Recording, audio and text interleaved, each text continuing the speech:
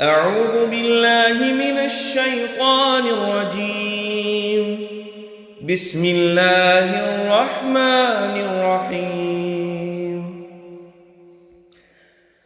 الحمد لله الذي أنزل على عبده الكتاب ولم يجعل له عوجا قيما لينذر بأسا شديدا من لدنه ويبشر المؤمنين الذين يعملون الصالحات أن لهم أجرا حسنا ماكثين فيه أبدا وينذر الذين قالوا اتخذ الله ولدا ما لهم به من علم ولا لآبائهم كبرت كلمة تخرج من أفواههم إن يقولون إلا كذبا فلعلك باخع نفسك على آثارهم إن لم يؤمنوا بهذا الحديث أسفا إنا جعلنا ما على الأرض زينة لها لنبلوهم أيهم أحسن عملا وإنا لجاعلون ما عليها صعيدا جرزا أم حسبت أن أصحاب الكهف والرقيم كانوا من آياتنا عجبا إذ أوى الفتية إلى الكهف فقالوا ربنا آتنا من لدنك رحمة وهيئ لنا من أمرنا رشدا فضربنا على آذانهم في الكهف سنين عددا ثم بعثناهم لنعلم أي الحزبين أحصى لما لبثوا أمدا نحن نقص عليك نبأهم بالحق إنهم فتية آمنوا بربهم وزدناهم هدى وربطنا على قلوبهم إذ قاموا فقالوا ربنا رب السماوات والأرض لن ندعو من دونه إلها لقد قلنا إذا شططا هؤلاء قومنا اتخذوا من دونه آلهة لولا يأتون عليهم بسلطان بين فمن أظلم ممن افترى على الله كذبا وإذ اعتزلتموهم وما يعبدون إلا الله فأووا إلى الكهف ينشر لكم ربكم من رحمته ويهيئ لكم من أمركم مرفقا وترى الشمس إذا طلعت تزاور عن كهفهم ذات اليمين وإذا غربت تقرضهم ذات الشمال وهم في فجوة من ذلك من آيات الله من يهد الله فهو المهتد ومن يضلل فلن تجد له وليا مرشدا وتحسبهم أيقاظا وهم رقود ونقلبهم ذات اليمين وذات الشمال وكلبهم باسط ذراعيه بالوصيد لو اطلعت عليهم لوليت منهم فرارا ولملئت منهم رعبا وكذلك بعثناهم ليتساءلوا بينهم قال قائل منهم كم لبثتم قالوا لبثنا يوما أو بعض يوم قالوا ربكم أعلم بما لبثتم فابعثوا أحدكم بورقكم هذه إلى المدينة فلينظر أيها أزكى طعاما فليأتكم برزق منه وليتلطف ولا يشعرن بكم أحدا إنهم إن يظهروا عليكم يرجموكم أو يعيدوكم في ملتهم ولن تفلحوا إذا أبدا وكذلك أعثرنا عليهم ليعلموا أن وعد الله حق وأن الساعة لا ريب فيها إذ يتنازعون بينهم أمرهم فقالوا ابنوا عليهم بنيانا ربهم أعلم بهم قال الذين غلبوا على أمرهم لنتخذن عليهم مسجدا سيقولون 3 رابعهم كلبهم ويقولون 5 سادسهم كلبهم رجما بالغيب ويقولون 7 وثامنهم كلبهم قل ربي أعلم بعدتهم ما يعلمهم إلا قليل فلا تمار فيهم إلا مراء ظاهرا ولا تستفت فيهم منهم أحدا ولا تقولن لشيء إني فاعل ذلك غدا إلا أن يشاء الله واذكر ربك إذا نسيت وقل عسى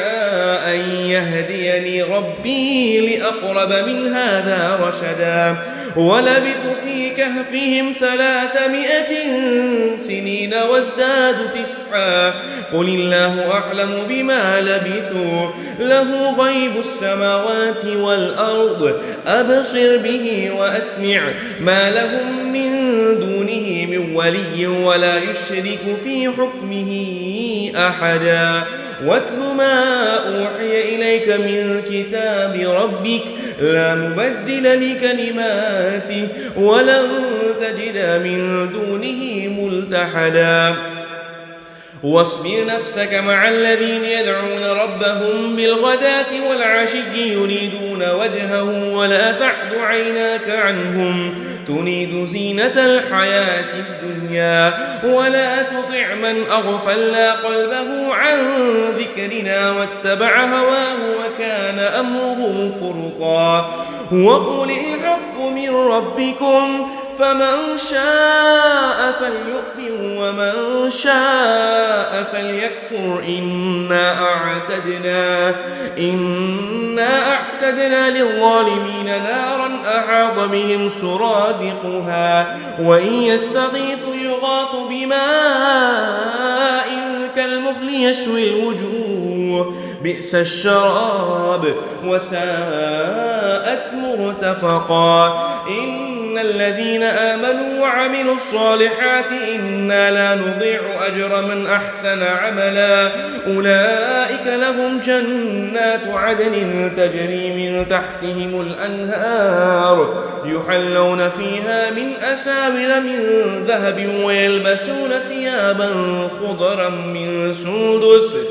خضرا من سندس واستبرق متكئين فيها على الأرائك نعم الثواب وحسنت مرتفقا واضرب لهم مثل الرجلين جعلنا لأحدهما جنتين من أعناب وحففناهما بنخل وجعلنا بينهما زرعا كلتا الجنتين آتت أكلها ولم تظلم منه شيئا وفجرنا خلالهما نهرا وكان له ثمر فقال لصاحبه وهو يحاوره أنا أكثر منك مالا وأعز نفرا ودخل جنته وهو ظالم لنفسه قال ما أظن أن تبيد هذه أبدا وما أظن الساعة قائما ولئن رددت إلى ربي لأجدن خيرا منها منقلبا قال له صاحبه وهو يحاوره أكفرت بالذي خلقك من تراب ثم من نطفة ثم سواك رجلا لكن هو الله ربي ولا أشرك بربي أحدا ولولا إذ دخلت جنتك قلت ما شاء الله لا قوة إلا بالله إن ترني أنا أقل منك مالا وولدا فعسى ربي أن يؤتيني خيرا من جنتك ويرسل عليها حسبانا من السماء فتصبح صعيدا زلقا أو يصبح ماؤها غورا فلن تستطيع له طلبا وأحيط بثمره فأصبح يقلب كفيه على ما أنفق فيها وهي خاوية على عروشها ويقول يا ليتني لم أشرك بربي أحدا ولم تكن له فئة ينصرونه من دون الله وما كان منتصرا هنالك الولاية لله الحق هو خير ثوابا وخير عقبا واضرب لهم مثل الحياة الدنيا كماء أنزلناه من السماء فاختلط به نبات الأرض فأصبح هشيما تذروه الرياح وكان الله على كل شيء مقتدرا المال والبنون زينة الحياة الدنيا والباقيات الصالحات خير عند ربك ثوابا وخير أملا ويوم نسير الجبال وترى الأرض بارزة وحشرناهم فلم نغادر منهم أحدا وعرض على ربك صفا لقد جئتمونا كما خلقناكم أول مرة بل زعمتم أن لن نجعل لكم موعدا ووضع الكتاب فترى المجرمين مشفقين مما فيه ويقولون يا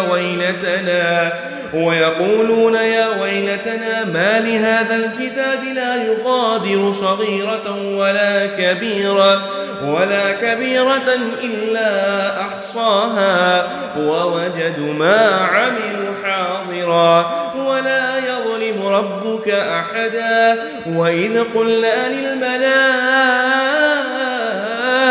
اسجدوا لآدم فسجدوا إلا إبليس كان من الجن ففسق عن أمر ربه أفتتخذونه وذريته أولياء من دوني وهم لكم عدو بئس للظالمين بدلا ما أشهدتهم خلق السماوات والأرض ولا خلق أنفسهم وما كنت متخذ المضلين عضدا ويوم يقول نادوا شركائي الذين زعمتم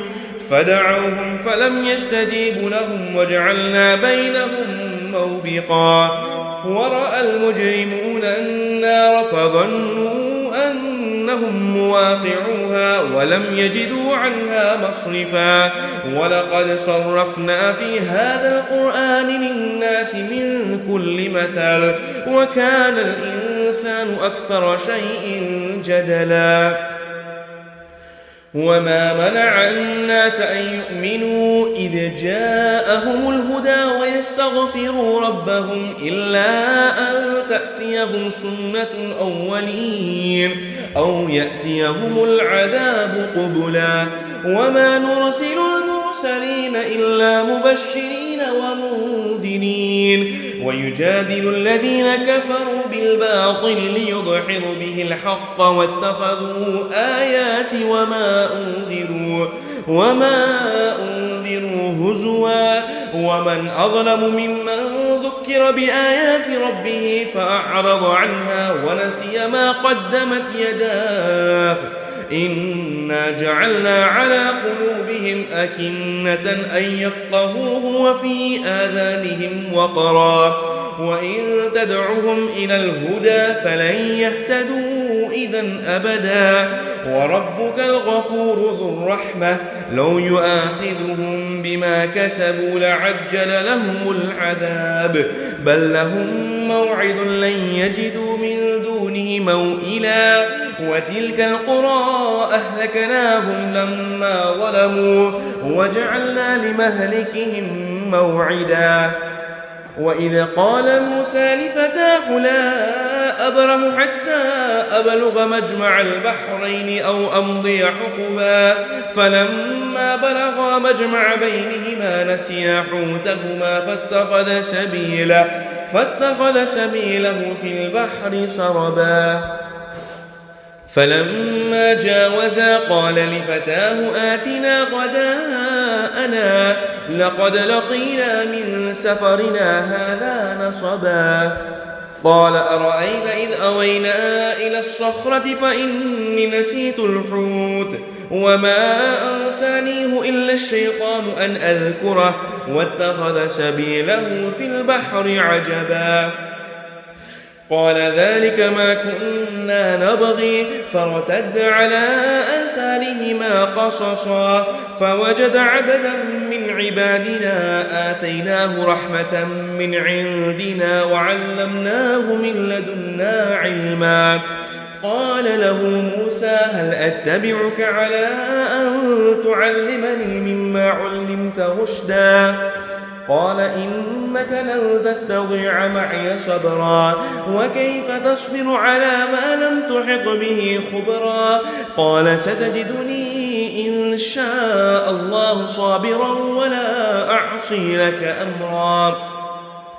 قال فإن اتبعتني فلا تسألني عن شيء حتى أحدث لك منه ذكرا فانطلقا حتى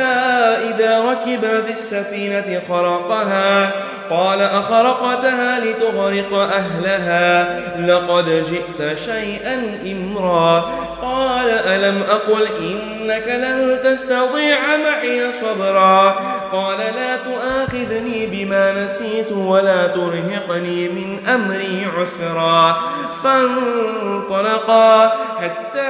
إذا لقيا غلاما فقتله قال أقتلت نفسا زكية بغير نفس لقد جئت شيئا نكرا قال ألم أقل لك إنك لن تستطيع معي صبرا قال إن سألتك عن شيء بعدها فلا تصاحبني قد بلغت من لدني عذرا فانطلقا حتى إذا أتيا أهل قرية استطعما أهلها فأبوا أن يضيفوهما فوجد فيها جدارا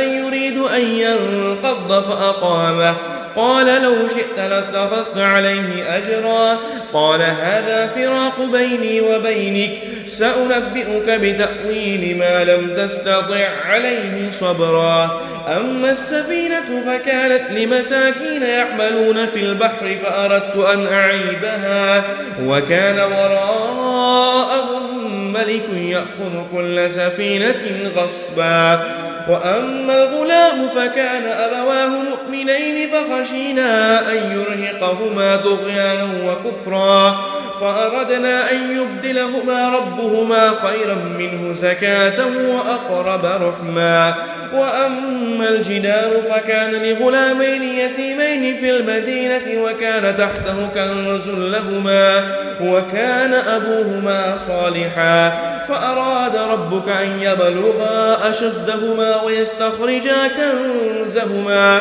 رحمة من ربك وما فعلته عن أمري ذلك تأويل ما لم تسطع عليه صبرا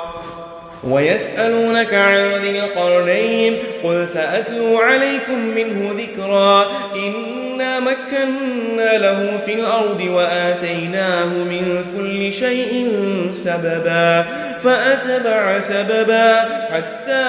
إذا بلغ مغرب الشمس وجدها تغرب في عين حمئة ووجد عندها قوما قلنا يا ذا القرنين إما أن تعذب وإما أن تتخذ فيهم حسنا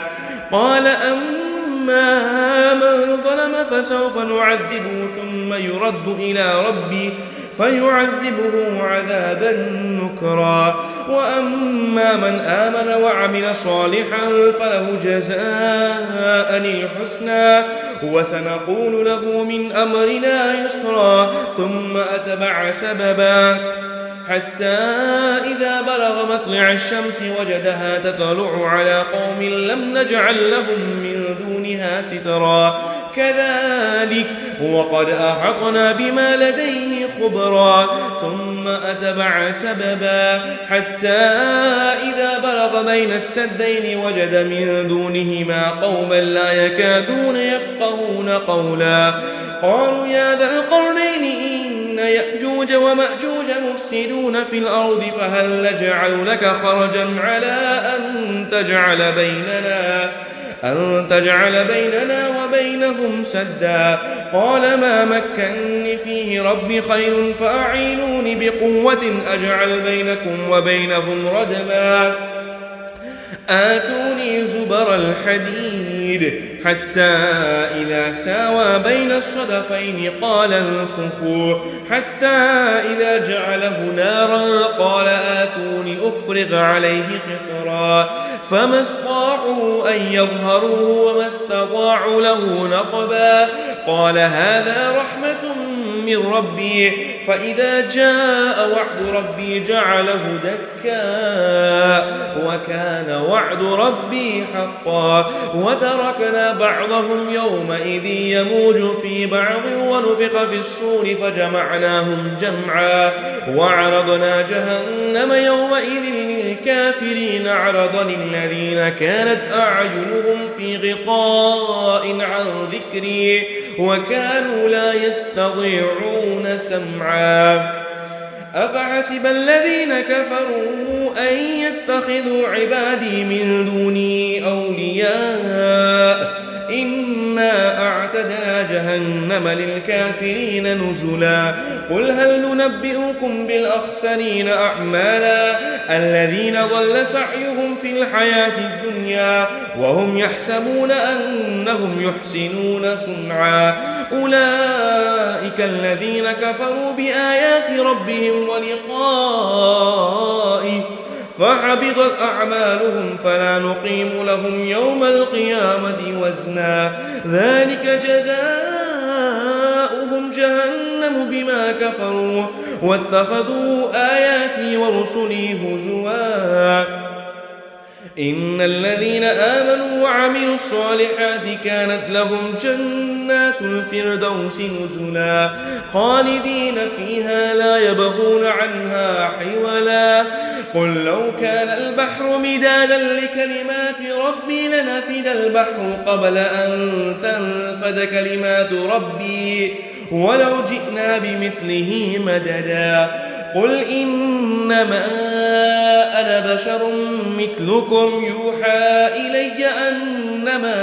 إلهكم إله واحد فمن كان يرجو لقاء ربه فليعمل عملا صالحا ولا يشرك بعبادة ربه أحدا آمنت بالله صدق الله العظيم بسم الله الرحمن الرحيم الحمد لله رب العالمين والعاقبة للمتقين والصلاة والسلام على من كان نبيا وآدم بين الماء والطين أما بعد فقد قال الله تعالى في القرآن المجيد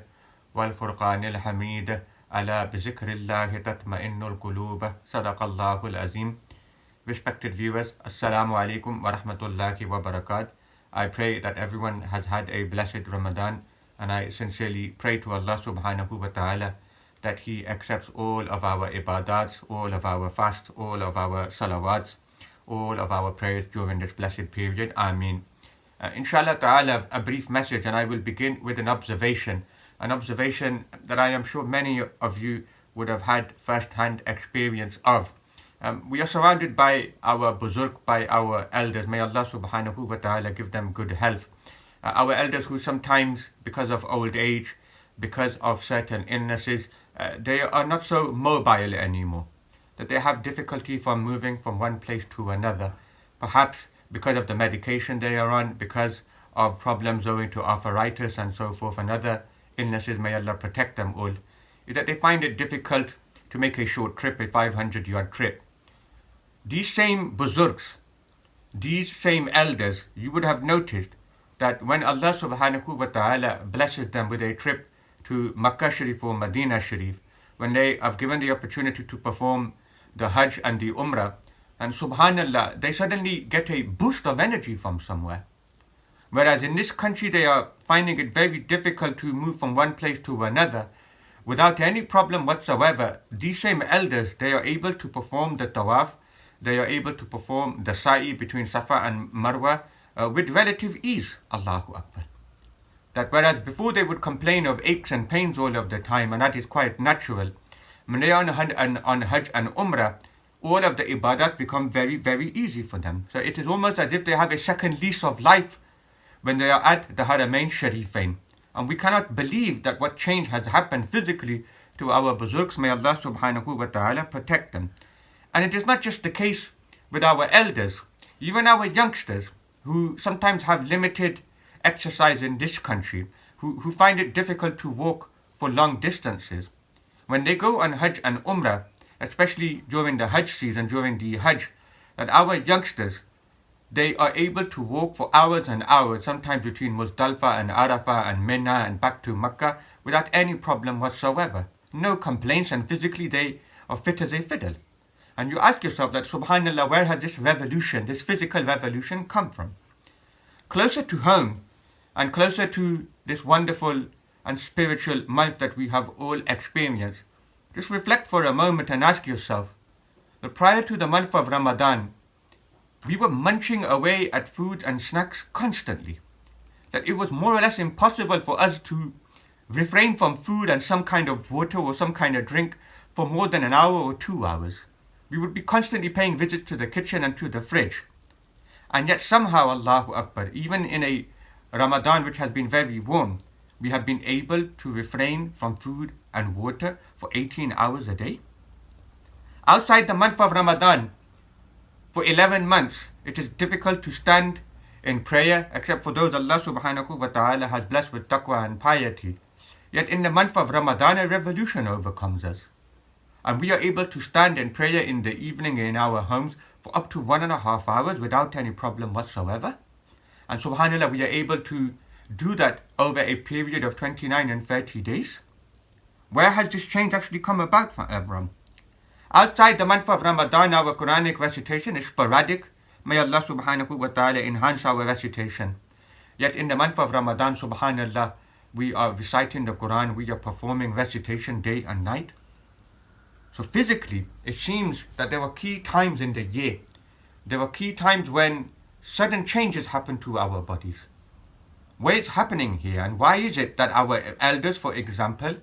when they are here, they find it difficult physically to move from one place to another, yet they are able to perform tawaf and sa'i without any problem whatsoever? And then ourselves, that when it comes to 11 months of the year, we are very fidgety with our food. We are constantly eating and consuming. And now, subhanallah, in the month of Ramadan, we are able to refrain from food, from water for up to 18 and 19 hours a day. What is the answer to this conundrum? Quite simply, in these periods, in the month of Ramadan,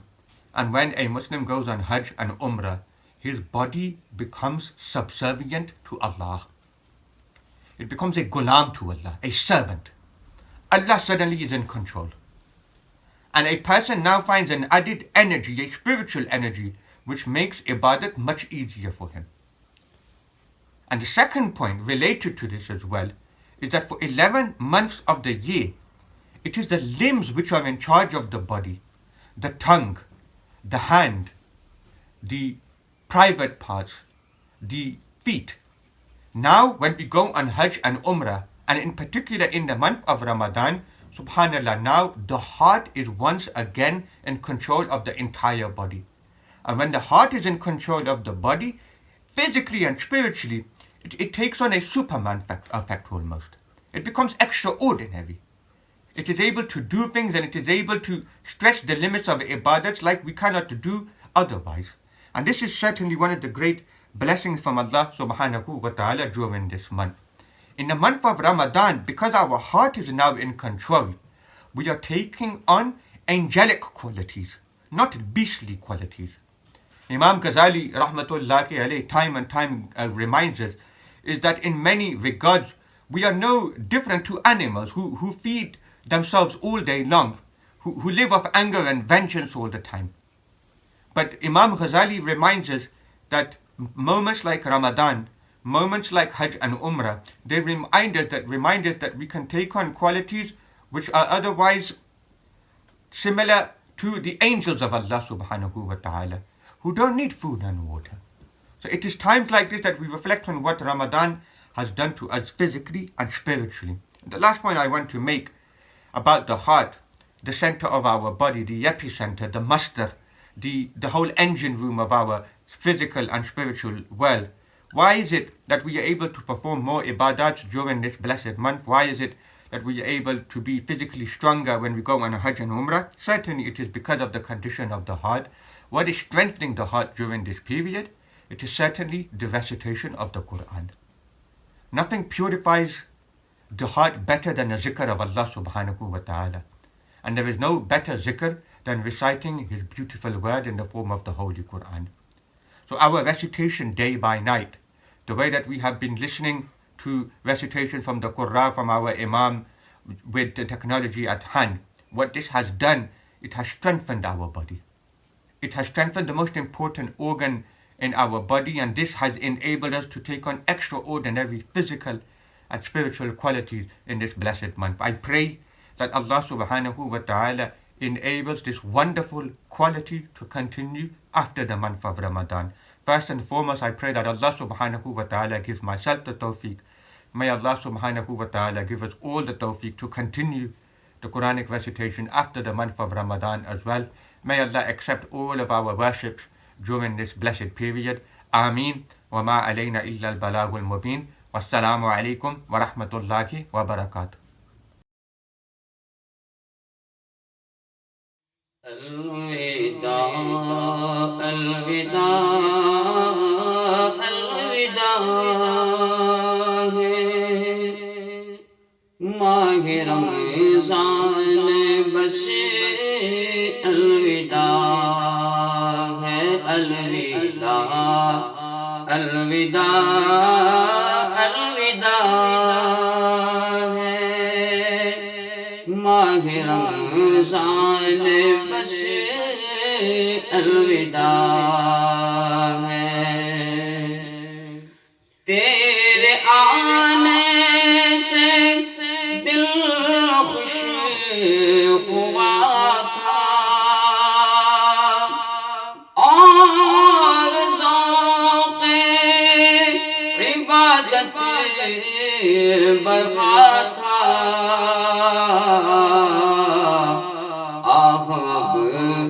دل پہ ہے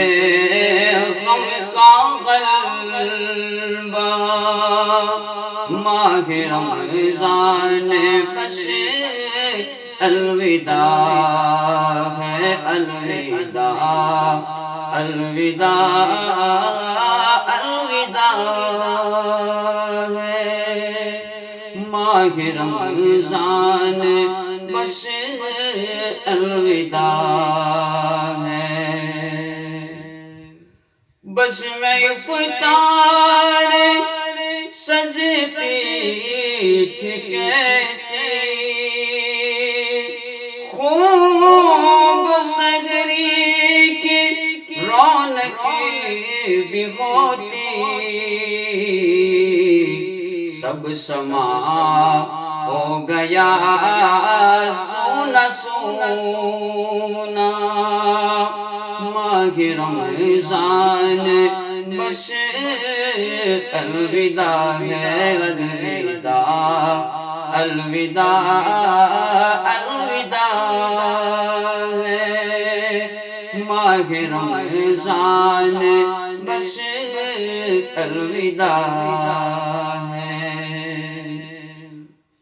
واسطہ تجھ کو پیارے نبی کا حشر میں ہم کو نہ بھول جانا روز محشر ہمیں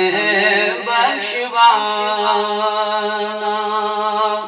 ماہ رمضان بس الوداع ہے الوداع الوداع الوداع ہے ماہ رمضان بس الوداع ہے۔ جب گزر جائیں گے ماہ 11 تیری آمد کا پھر شور ہوگا، کیا بھروسہ میری زندگی کا، ماہ رمضان بس الوداع ہے، الوداع الوداع الوداع ہے، ماہ رمضان بس الوداع ہے۔